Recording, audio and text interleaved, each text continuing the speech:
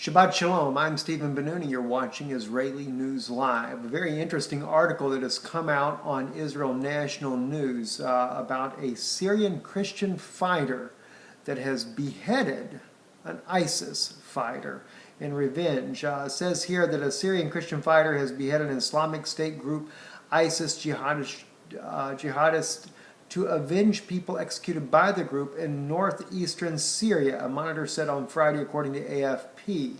The Syrian Observatory for Human Rights and the incident took place on Thursday in Hasaki province, where ISIS holds a large area of the countryside. According to the monitor, the Christian fighter, a member of the minority Syrian community, found the jihadists in the local village of Tel Shamram.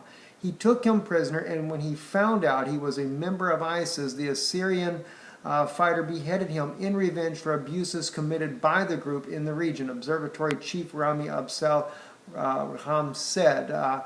It's something very interesting to us to see this because, of course, naturally, one of the things that we would be concerned about, of course, is there will definitely be a retaliation from ISIS for this beheading as well. And again, of course, being that it's a Christian fighter as well, we can certainly understand his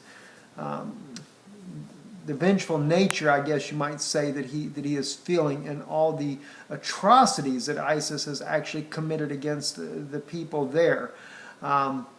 We do not condone beheading regardless of who actually does it, but we do understand why this has taken place. It is just completely out of control. Russia clearly has also stated that the United States is the creator of ISIS. That's another interesting thing that we found recently. And speaking of Russia, President Vladimir Putin is speaking against all the Ukrainian military there that is targeting civilian populations in eastern Ukraine and attacking there. He has been on the phone recently with the French Prime Minister as well as Chancellor Merkel in Germany about the situation going on in East Ukraine. And quite frankly, it looks like he may be getting ready to do something about this aggression that is going on against the Russian-speaking population in East Ukraine. We see many military buildups by Russia. They are definitely preparing to be a superpower to be dealt with in the very near future. They have a goal for 2020.